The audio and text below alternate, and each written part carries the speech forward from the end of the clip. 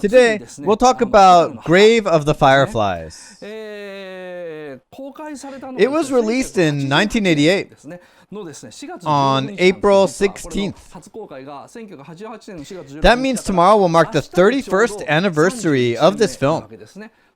So we're revisiting this film 31 years after its release. It was broadcast on TV just the day before yesterday. I always think, why is this film so sad? It's hard to watch. It's painful to watch. People find it really unnerving. It is a one and only anime, and I'd like to look into the secret behind it. The theme of the first half, it's divided into two parts, is 10 times scarier than it actually looks. I won't talk about the story behind it like I used to, or how other people usually do, but rather talk about the 10 times scarier version of the story. Then, the second half will be 100 times scarier version than the first half. No, really. After seeing this lecture, it'll be impossible for you to see the film the way you used to. You might no longer be able to cry through this film like everybody else does. So, I'm telling you, beware. I myself was worried all afternoon thinking, won't it be too heavy for the audience? Anyway, I'll do my best. So I'd like to offer you a questionnaire. I'm interested in whether everyone has actually seen the film or not. Yes, this questionnaire. Please go ahead. Oh, it's not ready yet? Okay, I understand. Sorry, the questionnaire isn't ready yet. So I've seen the reactions from the viewers after it was broadcast on TV the other day. And they can be divided into 5 different groups. The first group hates the aunt. They hate the aunt who takes care of Seita. They blame the aunt for not feeding the two enough, and they think she's too hostile. Another group blames Seita.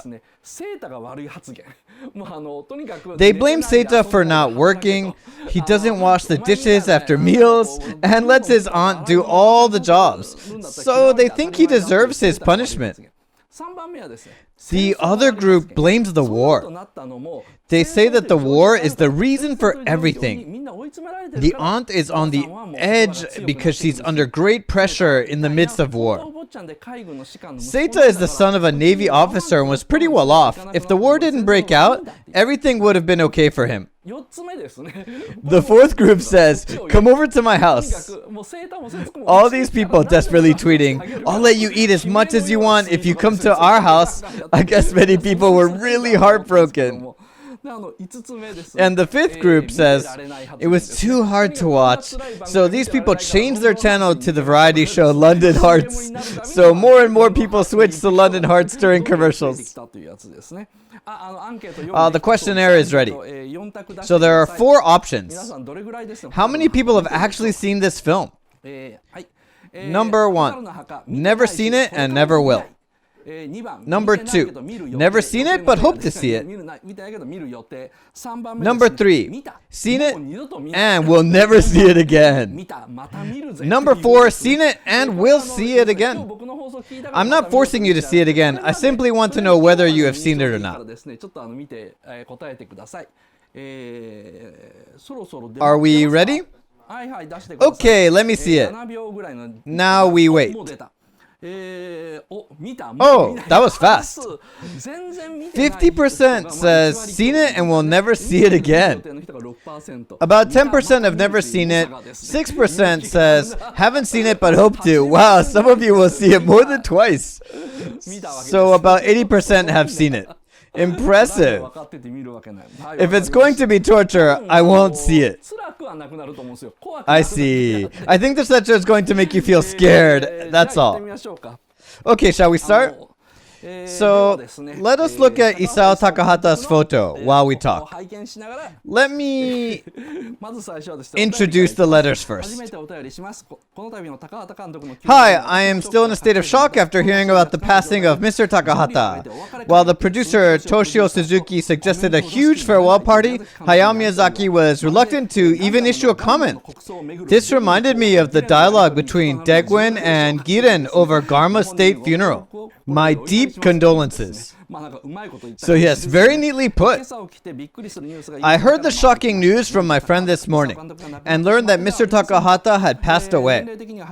It might be a natural thing concerning the fact that he was over 80, but to me, both Takahata and Miyazaki are immortal figures, so I am still in a state of shock, and I don't feel like going to work today.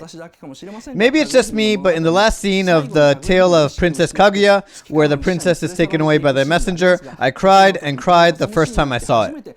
Do you think I was just carried away? What is the difference between Miyazaki and Takahata? The end. Well, it's hard for me to tell you why you started crying during this last scene. But Miyazaki's work is relatively easy to understand. It's easier to verbalize your emotions, so to speak. You might relate to the character, or you might be deeply moved by a certain line. That's Miyazaki. Whereas in Takahata's work, it's hard to describe why you were moved. So you force yourself to verbalize the feeling and say something like, I felt sorry for the character, and start replacing it with something else. I'll explain it later in the lecture. Now, say bye to him for now. And this is today's schedule. I divided the lecture into two parts. The first half focuses on the first 5 seconds, the biggest mystery. 2. Why did Takahata make such a traumatic film? 3. What is the meaning of its title? 4. Explore the main theme of this film. The second half, Takahata's dilemma and Miyazaki's jealousy. 6. Comments from Mamoru Oshii. He has a good point. 7. Death is beautiful, but life is ugly. 8. The 100 times scarier version than the first half. So, this is our plan. Okay, let's start talking about the mysterious first 5 seconds of the film. I'll start by explaining how people interpret this story in general. This is a brief summary of the film which I took from the official website of Nippon TV Network. The night of September 21st, 1945, Seita dies inside Sanomiya Station. The only thing he has is a candy tin. As the employee removes his body, bone fragments spill from the discarded tin, and out-of-season fireflies fill the air. 3 months later, on June 9th, Kobe City is struck by air raids. Seita lets his mom with a weak heart evacuate first, and then follows her later with his sister Setsuko, only to find his mother dead. Seita and Setsuko go to their aunt's house in Nishinomiya, but their aunt gradually becomes hostile to them. She doesn't even feed them properly. Finally, Seita decides to leave the house. He starts a new life with Setsuko in a cave beside the lake. That's the story. That's what it says. So, the story roughly goes like this. But there's more to it. As the air raids continue, people grow desperate. Seita can't feed Setsuko anymore. Setsuko grows weak and eventually dies of malnutrition. Seita cremates her by himself and dies at a station in Kobe. That's the whole story. About 50% of the viewers think that this is actually the story. After it was broadcast, I looked through all the tweets with Grave of the Fireflies hashtags, and I was surprised that so many people didn't remember the very last scene. The last scene is in Kobe. Take a look at this. Sorry, too close. There's Seita and Setsuko sitting on a bench. Setsuko is asleep, and Seita is looking down at the buildings and the busy streets of Kobe. I think the scene is at the very core of this piece. But most people don't remember it. They don't seem to understand the meaning of it either. After Seita dies at the end, Setsuko comes to greet him, and before their souls depart completely, they stay for a while to look at us, the living. And that's how the other half of the viewers interpret it. So they all think that the two of them are looking out over Kobe City as ghosts. That's their interpretation. The others don't even go that far. Most of the people don't even remember this scene. That was my biggest surprise looking at all the tweets. So in that sense, it's kind of an occult film and it's a bit scary. I personally think that this ending is really the core of this film, but most of the people didn't even remember it. It was really surprising. But in this lecture, we'll go a lot deeper than this and go into the details. I'll explain the flow of the opening scene. So the first cut, I won't explain it all, but we'll take it in order. In total darkness, we see the ghost of Seita looking straight at the camera. I died on the night of September 21st, 1945. He says this line in his Kansai accent. Afterwards, the ghost Seita watches himself in real life. He looks like he's about to die, but still breathing. We can hear him panting. But he eventually collapses. Then the station employee arrives and confirms his death. He says, another death. And as he looks through his belongings, he finds a tin in his pocket. Not knowing what it is, he dumps it. Bone fragments spill out of it, and out of seasoned fireflies emerge. Next. A young girl appears among the fireflies, the ghost of Setsuko. She stands there looking at her brother's dead body. As she tries to get closer, someone stops her from behind. She turns around and sees her dear brother still alive. They take each other's hands and walk from right to left and gradually disappear into the field of fireflies. And that's where the title appears. Are you crying already? Wow, most of you do cry. Well, this is largely how it ends. I want you to take a look at this. We went through in such a hurry, but if you look closely, we missed a spot. This place here. This scene where Seita is looking at his own dead body. There's a huge secret behind it. That is, if you break it down into pieces, it goes like this. After he says, I died on the night of September 21st, 1945, he looks at his lower right. Then a pole appears, and there's something in front of it. Do you see it? Is this better? This is the pole, and there's something in front of it. But it disappears quickly, and Seita in real life, who is about to die, fades in. And then the scene continues. So, what is this thing?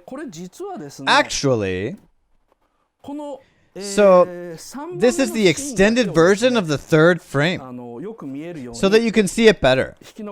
In front of this pole, before the real life Seita appears,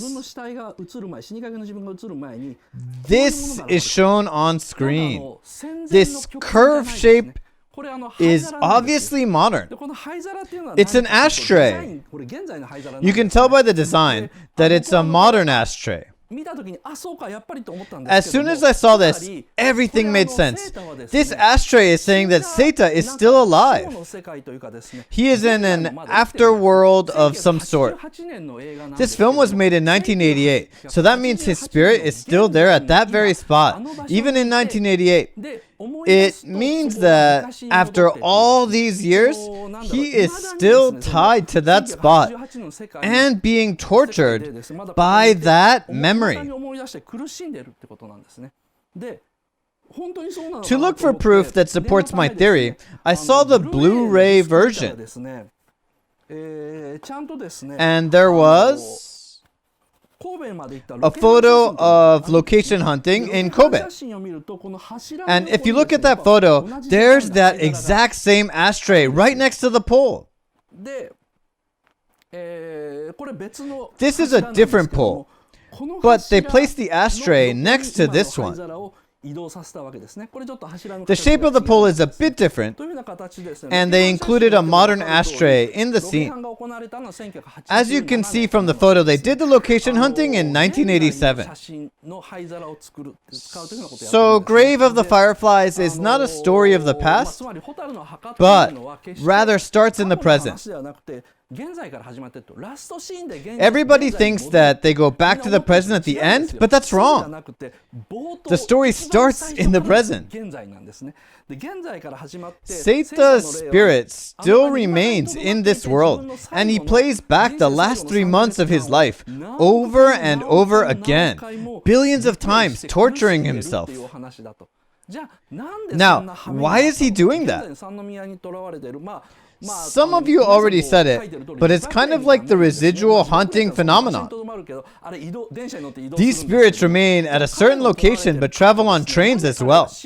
So this film talks about why this spirit is still clinging on to this specific place, to this specific incident for 43 years.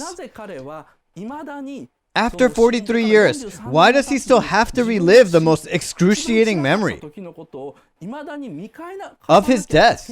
This film explains it all. As soon as you know this, the story turns into a totally different thing. This is not a sad story.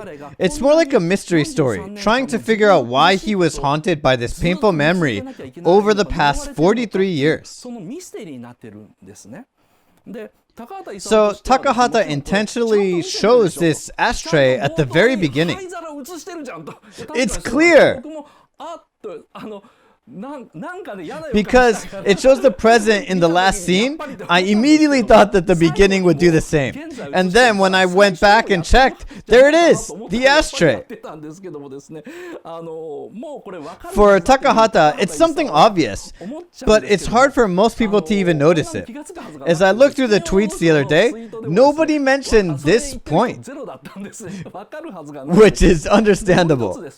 You have to be fully alert when you see this film, otherwise you'll miss out on so many things.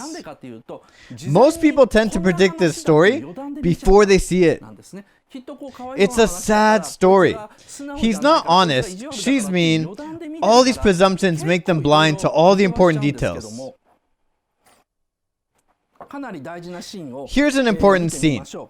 This is pretty near to the end. Setsuko is dying of malnutrition and Seita uses all of his savings to buy eggs and rice.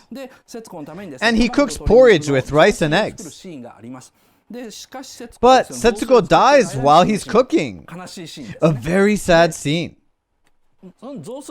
This is the porridge. This one here. The porridge is in the clay pot and there's a rice bowl. There's chopsticks and he's using the cutting board as a tray. And this thing made out of a shell is used as a spoon. It looks handmade. Seita was also using this spoon at his aunt's house, so I guess he got it there. Eventually, Setsuko dies while Seita's cooking, and it's very sad. But the next day, after she dies... Sorry, let's turn off the fan. The next day, while Seita is cremating her body, while he cremates the body with the charcoal, the camera turns to the cave and captures the interior of the cave pretty clearly. This scene, here, this is where they slept, and you can see the light coming through the door. And in front of that, you can see the clay pot. I traced it so that you can see it more clearly. There's chopsticks and the spoon stuck inside. Seita ate it all by himself. So from time to time, Takahata drops hints that shows Seita's personality and his emotions. I think most people assume that he didn't eat it because it shows the porridge untouched before this scene. But you can see that Seita ate it before Setsuko's funeral. Now, why did Takahata go to the trouble of asking the animator to draw such a scene? A good example of his cruel side. And we can also see the watermelon Setsuko couldn't eat. She could only have a bite. This watermelon also appears while he's cremating, and it shows that he ate this as well. And then when I told this to someone, he said, no, the ants ate it, not him. So I did some research on it. After he cuts a small chunk of the watermelon and gives it to Setsuko, he cuts the rest in 2 halves and says, I'll leave it here. So the ants couldn't have left it looking like this. Seita is acting quite normal after Setsuko dies. He's really alert. He has an appetite, and Takahata shows that he's eating. But you can see a very subtle portrayal of humanity when you look closely. You can see that there's a piece untouched on the left-hand side. This is the piece Seita gave to Setsuko in the beginning. It's the sweetest bit on the very top. Setsuko barely manages to eat it and says, it tastes good. Seita couldn't possibly eat that, obviously. He already gave it to Setsuko. So Takahata shows both his kindness and his desire to live at the same time. That is Takahata's way of depicting reality. Most people miss out on these things. Can't bear it. Is it too much for you guys? Well, Seita seems strong on the surface, but he cries every time Setsuko shows some kind of bravery. For example, when she says, I heard from Auntie that my mom is already dead and sleeping in the grave, he starts crying like a baby. On the other hand, after Setsuko's death, after Setsuko dies, he doesn't cry at all. Even when he lies next to her body overnight, he remains expressionless. He lies next to her like this, and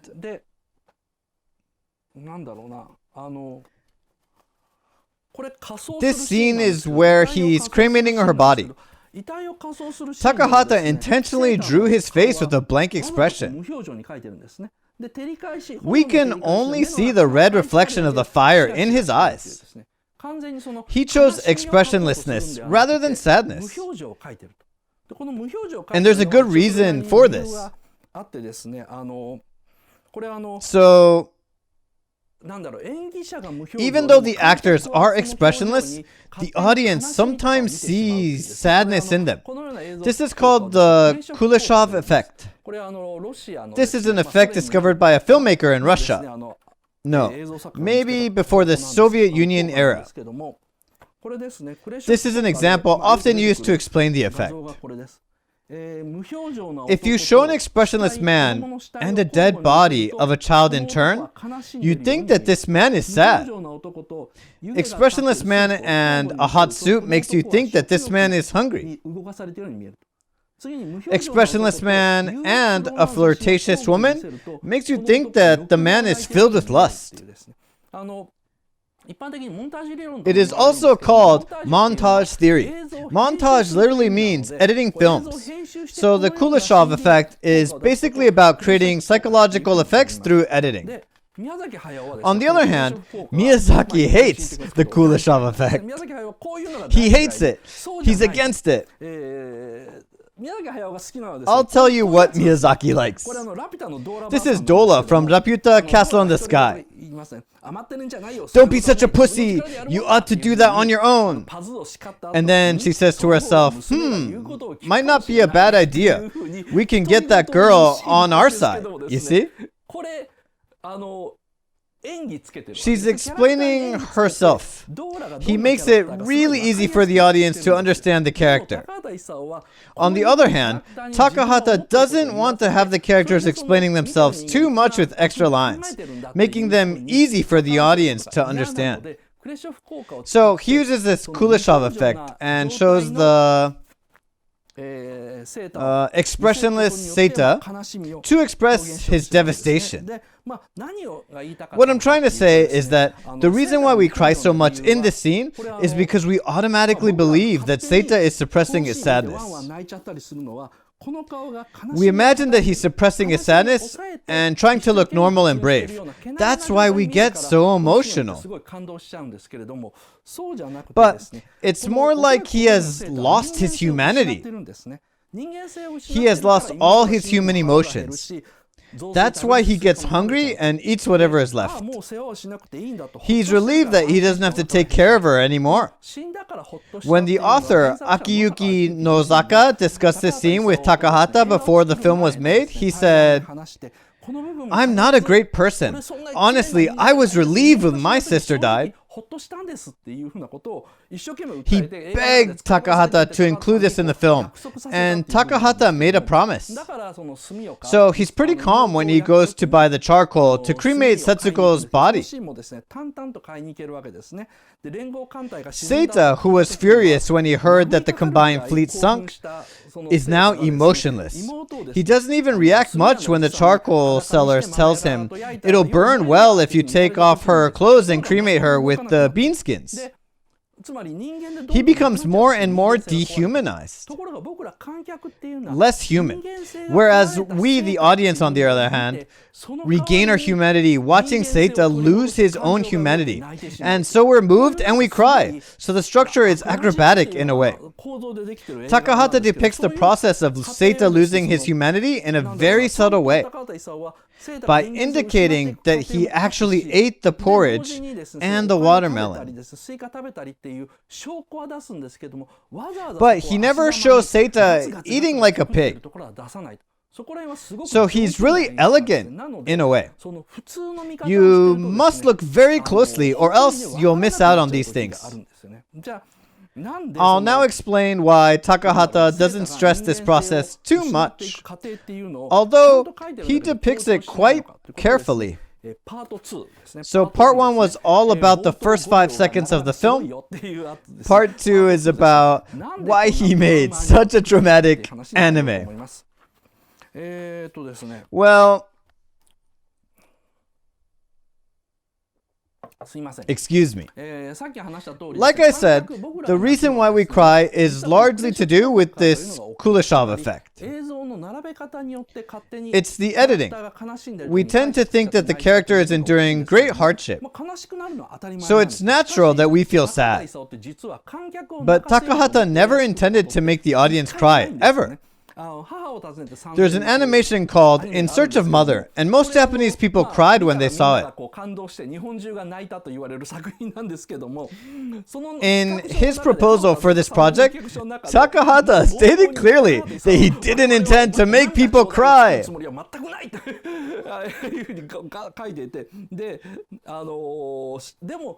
Nonetheless, people who see this film mostly cry. I guess he doesn't understand the audience that well. But because he's so stubborn, he never admits that he made a mistake. Well, Takahata once wrote a book called The Ideal Manga Film. In this book, he says, Japanese animation now aims to make something exciting to capture people's hearts. Sure, it's easy to cry at these films, but that's not my style. I wanted the audience to see Grave of the Fireflies at a distance instead of immersing themselves in the story. And be critical of Seita. So, Takahata didn't want the audience to feel any kind of empathy towards Seita, nor did he want them to be emotional. On the contrary, he wanted the audience to have a bird's eye view. That's what he says in this book. And he also criticizes Miyazaki's recent works. He says that Miyazaki's earlier works captured things differently. And he recommended The Castle of Cagliostro. That's because there were so many ridiculous scenes. Like the scene where Chief Inspector Zenigata's face gets distorted as he looks into the water. People even laughed at Rupan's absurd jump scenes. That's because people are reminded that it's just an anime the moment they see them. Miyazaki back then knew how to separate his work from real life. And he goes on to say, but look at Spirited Away. Although it includes ridiculous scenes and the characters do all these weird moves, the audience don't laugh anymore.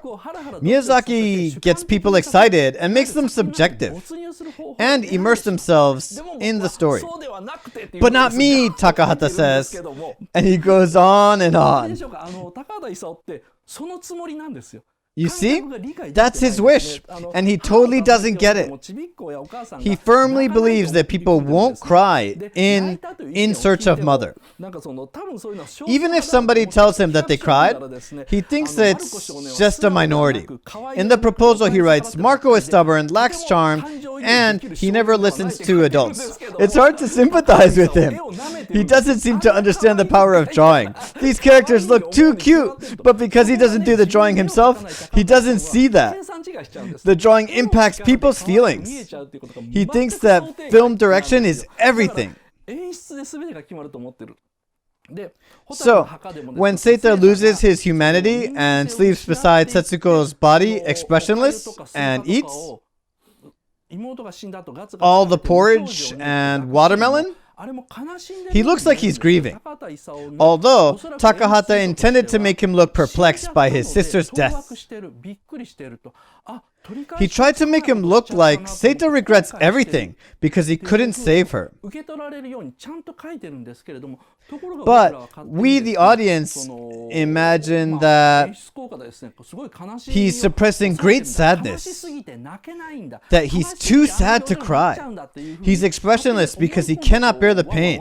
That's why we start to cry like babies. So everybody, I'm sorry to say this, but most of you are too busy crying to have a bird's eye view. So only psychopaths like me take notice of the empty pot and the remains of the watermelon. Why don't things work out the way he planned? After all, he's one of the greatest directors in the world. So why doesn't it work? Well, it's partially to do with the fact that this anime is based on literature. The producer, Toshio Suzuki,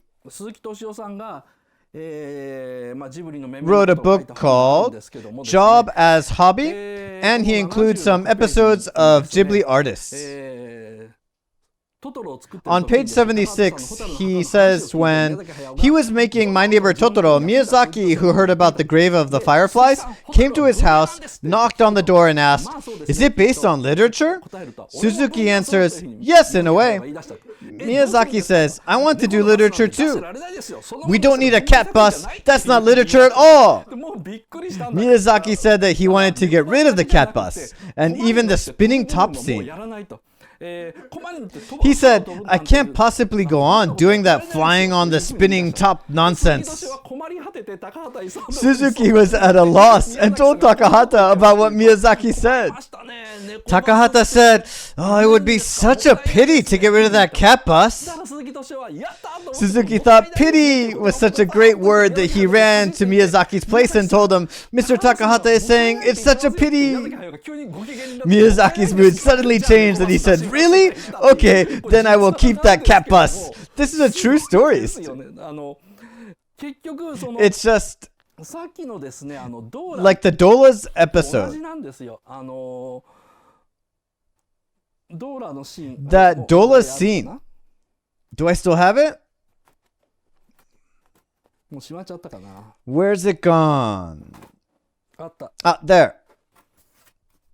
Dola says, "You might not come back here anymore." And Pazu says that he understands. Dola says, "I hope you know what you're signing up for," and tells him to get ready in 40 seconds. So you can see that she is a good person. This is not literature. The line explains that Dola is a good person. This is entertainment. In entertainment, communication is so important. The character's role is the key. But in literature, there is no such thing as a role. In literature, characters are often ambiguous. The readers themselves try to figure out who these characters are. That's literature. Takahata tried to make a literature animation where people can come up with their own answer. I always say that Takahata is relying too much on the audience. His posthumous work, The Tale of the Princess Kaguya, has an advertising slogan: "The crime and punishment of the princess." I think a lot of people don't understand this. Originally, Takahata wanted to start the film on the surface of the moon. Kaguya's father, the king of the moon, says to Kaguya, "You have committed a crime. As punishment, I will send you to Earth." Kaguya, so excited about going to Earth, is not listening at all. That was his original idea. Where is it? This is a sentence written on the back of the first flyer for the film. 50 years ago, Toei Animation was trying to make The Tale of Princess Kaguya after Horus, Prince of the Sun. And Toei asked the public for ideas for the story. And Takahata's idea was rejected.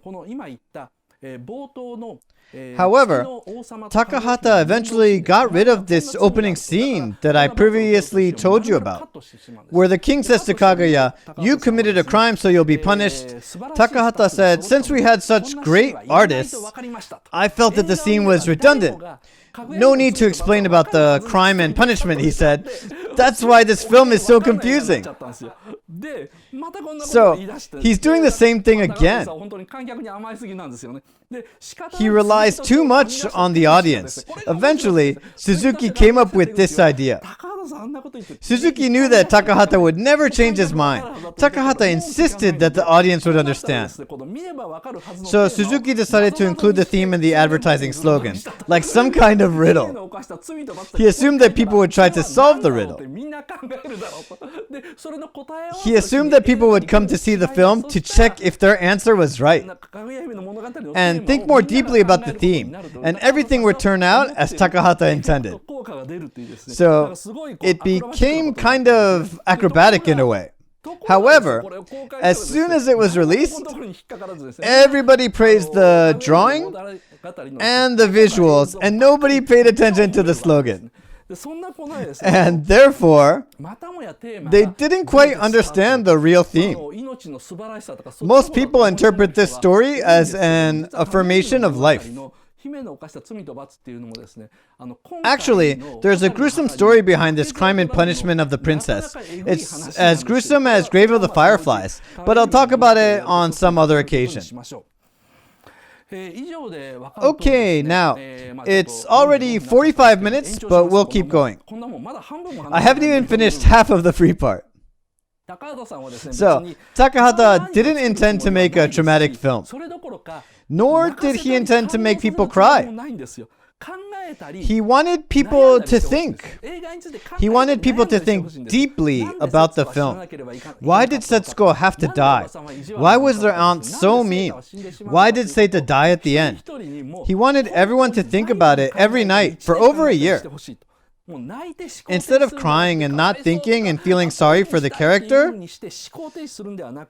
or instead of changing the channel, that's why he used so much energy to make animes. For Takahata, that's what literature means. So he's too reliant on the audience. He's a bit conceited to expect people to think about his film for years. He believes that his work is worth thinking about. But animators such as Mamoru Oshii and Hideaki Anno are 100 times better at doing this. Although Takahata's work is 100 times deeper. The works of Oshii and Anno are more for middle school students to think about. Their works are not as honest and deep as Takahata's, but they are really good at making people think, why? Takahata lacks that kind of skill. Next, part 3, the meaning of Grave of the Fireflies. What does this title mean? One night, after the two siblings began living together in a cave, a plane flew above them.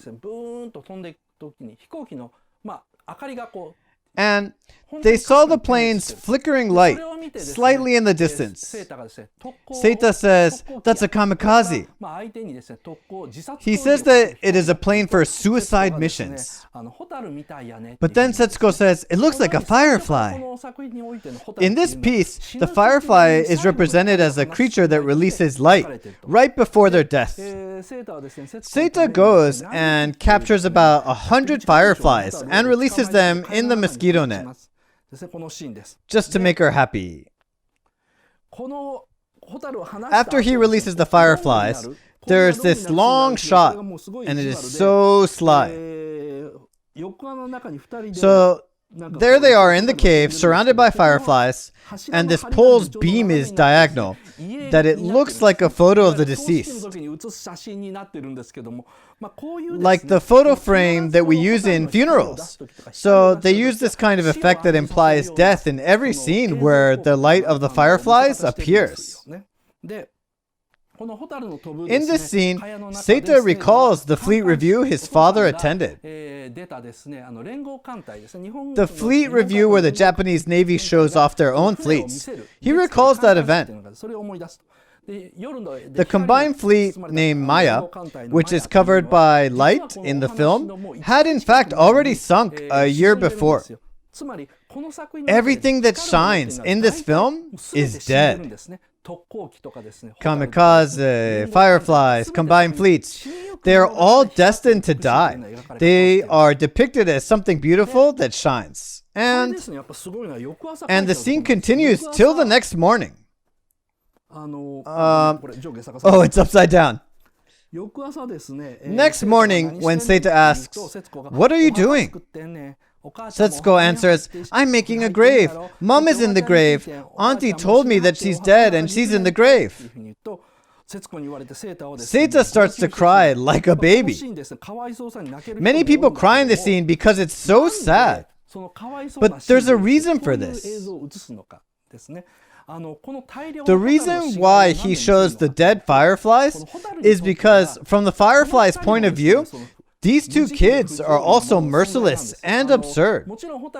Of course, fireflies die within days after they start releasing light. Although, no one has the right to deprive them of their freedom and trap them inside a mosquito net. Setsuko never says, "Let's set them free." This scene where the fireflies fly inside the net is linked to the opening scene.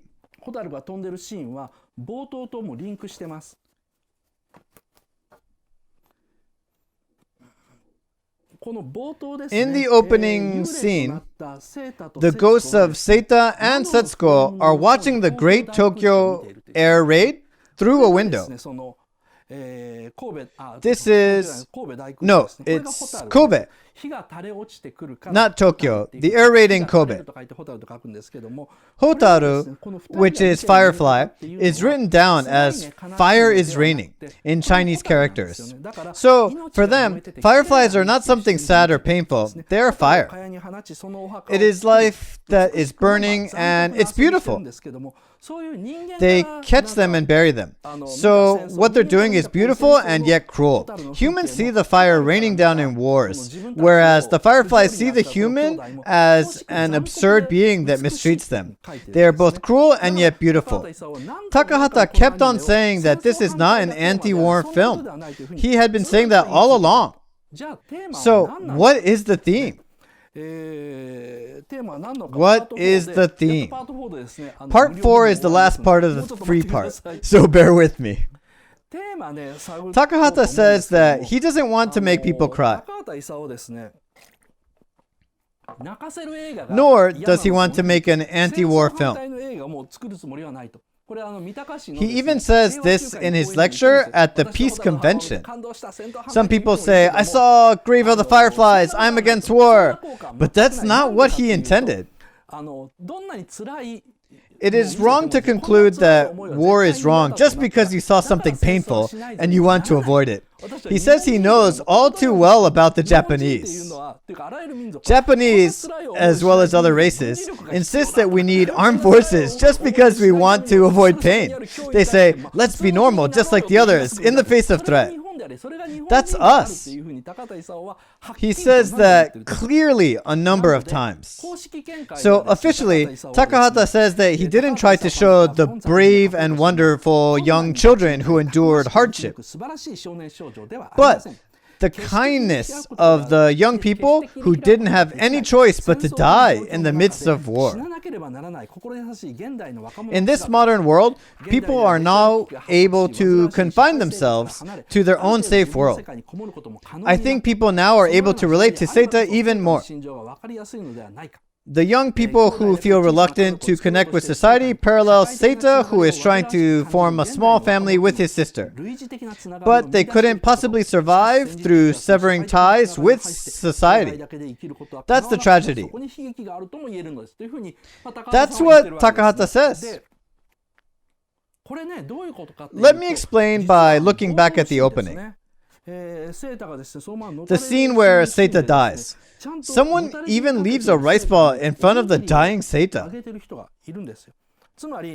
When you see this film from Seita's point of view, you feel that everybody around him is so evil and not willing to help. But Takahata shows this good person who leaves a rice ball without seeking any return.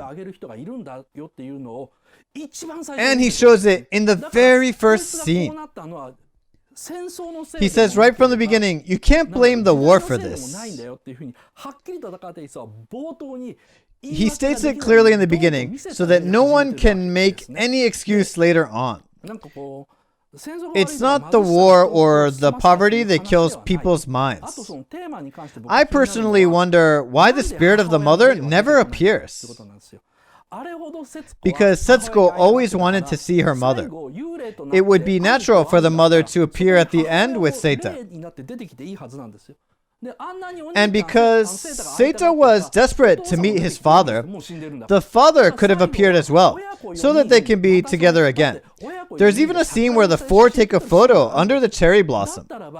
It would be reasonable to have their father and mother join in at the end, if it's about them having no choice but to die. So why just the two of them? I think the answer to this is related to the core theme of this film. We're running out of time, but let's see your answers. They're still alive? I don't think so. Their parents are still alive? Nope. Why didn't I think of that? Yes, a lot of people think it's a story about Setsuko and Seita. The souls of the parents have already departed. Redemption of Seita, people die alone. It's about confession. The parents were also hikikomori. Because Seita tied Setsuko down? Good point. Well then, it's just my imagination, but here's my own answer to this question. They couldn't go to heaven where their mother was. They couldn't go to hell either. In Dante's Divine Comedy, it's called purgatory. Purgatory means a prison where people are detained. People who can't go either to heaven or to hell end up in purgatory. They are allowed to go to heaven after purifying themselves from their sins through torments. That's how it is defined in Catholicism. People have different views on this. Because Seita is trapped in purgatory, he must face his sister's death even in 1988 when the film was released. Takahata understands his eternal suffering. He understands it, but states that even so, he has to relive it over and over again. It sounds a bit brutal, but he says Seita has no choice. Seita has been facing that pain for such a long time, and he knows that it's painful, but there's no other choice. He depicts Seita as a boy trapped in purgatory right from the beginning. That's why the story starts from the Sanomiya station. There are two scenes where Seita looks straight at the camera, and the first one is at the very beginning. He looks straight at the camera when he says, "I died on the night of September 21st, 1945. Another scene is at the very end, when Seita says, "It's late, go to sleep," and Setsuko sleeps on his lap. They're both ghosts already. When Setsuko sleeps, Seita looks straight at the audience and then looks away at the streets of Kobe. What is he trying to say? Why doesn't he look at us when Setsuko wakes up? That's because he can't when Setsuko is awake. I'll talk about this mystery in the second half. I think this is the scariest part of the story. We'll also talk about who killed Seita and Setsuko. You can't blame so many things such as the selfishness of Seita, their aunt, and so forth. The reason why Seita had to die is the scariest part of the story. I'll talk about it in the second half. Okay, let me see the result. I talked for an hour. The more you know about Takahata, the more interesting it gets. Miyazaki is a genius, but Takahata is a monster. In the documentary film called Ghibli Kingdom of Dreams and Madness, Takahata rarely appears. Miyazaki has a short temper and often yells, "Don't take a photo!" or "That's the stupidest thing I've ever seen." But a few days later, he comes back and asks you for your opinion. Whereas when Takahata says no, it's a clear no. When someone says to him, "Please understand, everyone is in trouble because of you," he suddenly gets angry and says, "I'm not causing anyone any trouble. I'm the one who is in trouble." He is such a handful. Okay, let's see the result. Wow! Thank you very much. The second half will be really scary, so beware. See you then. So the next Saturday, we will have a gathering. So those of you who live in Tokyo, do come along. Next week, we will finally dig deep into Sapiens. Okay, the latter half now begins. Let's switch. Thank you for watching until the end. I am the most famous Otaku King in Japan, Otaking Toshio Okada. I started planning to talk overseas about animations and movies popular in Japan in English. Before long, I'm planning to add English subtitles to movie talking in Japanese, so please look forward to it. If you ask a question in this comment field of this video, maybe I will talk about comments as a theme. We welcome the people who are interested in the forefront of Japanese otaku culture, and those who want to hear stories of interesting animations and movies. So please subscribe our channel. If there is good relation, I will get better and I will do my best. Thanks.